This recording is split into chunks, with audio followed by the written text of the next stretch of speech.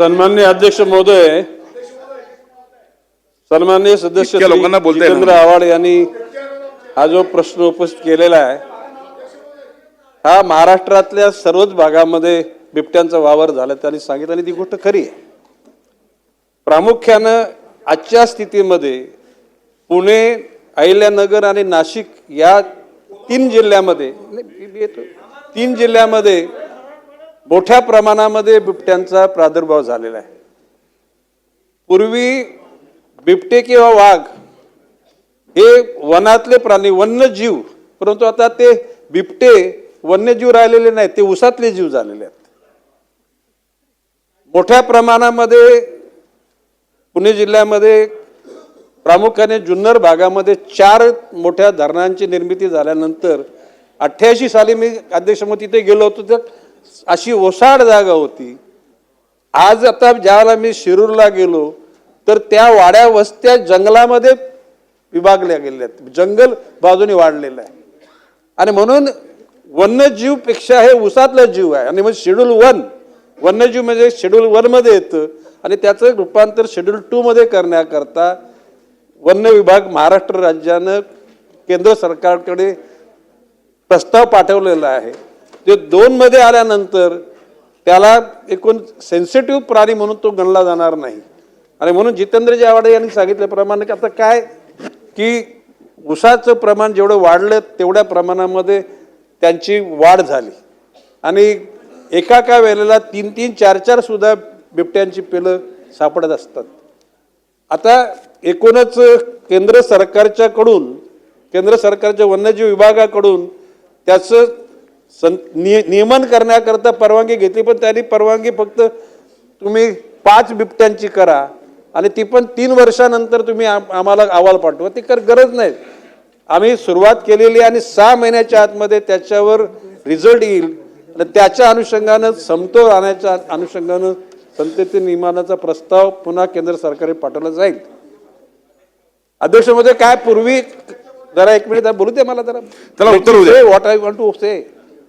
अध्यक्ष महोदय, पूर्वी वनामध्ये जे प्राणी भक्षक असलेले प्राणी त्यांना शिकारच राहिलेली नाहीये, तर ती शिकार काय राहिली, कारण ज्या मूल कोर एरियामध्ये त्यांना त्या जे शाकाहारी प्राणी आहेत त्यांच्यासाठी फलच राहिली नाहीत।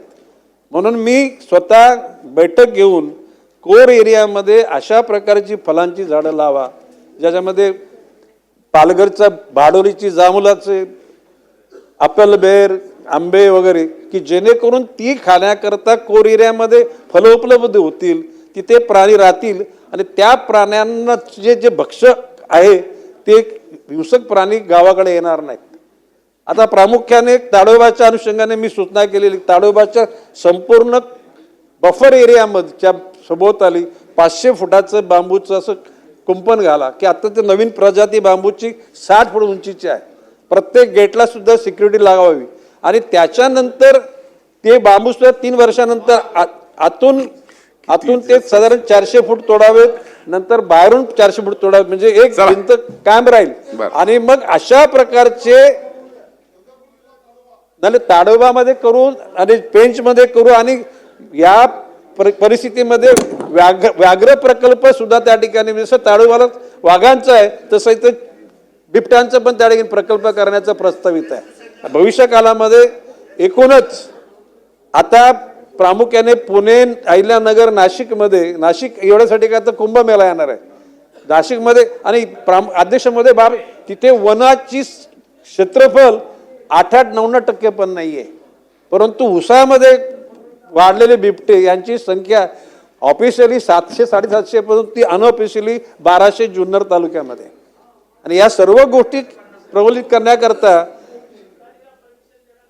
नाही। आता प्रश्न असा की आता ते ब्रिटिश कालखंडामध्ये ज्या गोष्टी घडल्या त्या गोष्टी आता तपासून बघितली जाईल। नुसतं काय हे काय भारत सरकारचं हा काय प्रश्न नाहीये, देशातल्या विविध राज्यांचा प्रश्न आहे आणि म्हणून माननीय जितेंद्र आव्हाडजींनी सांगितल्याप्रमाणे एकूण ही संख्या कमी करण्याकरता आर्टिफिशियल इंटेलिजन्सच्या माध्यमातून त्या ठिकाणी अशा बिबट्या आल्याचं असं लोकांना सूचना देण्याकरता यंत्रणा उभी केलेली आहे।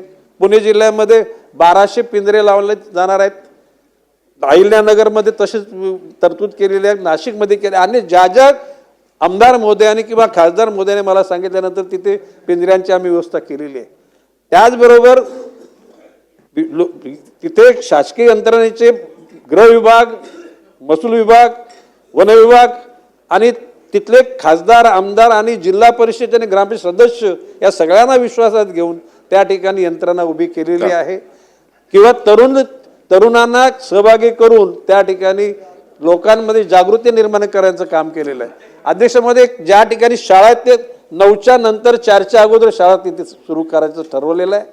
त्याचबरोबर शेतकऱ्यांना विजेचा पुरवठा दिवसा उजेडी व्हायला पाहिजे, शक्यतो सकाळी 7 नंतर आणि 5च्या 6च्या अगोदर शेतकरी शेतामध्ये गेले पाहिजे, जेणेकरून त्या ठिकाणी ते भक्ष्य होणार नाहीत.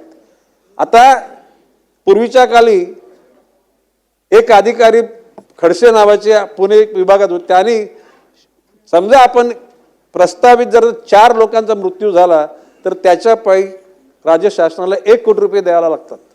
मी असं म्हटलं की 4 लोकांचा मृत्यू होणार आहे लक्षात घेऊन तुम्ही 1 कोटी रुपयाच्या शेळ्या तुम्ही त्याच्यात बेल्ट बांधा आणि ते जंगलामध्ये सोडा.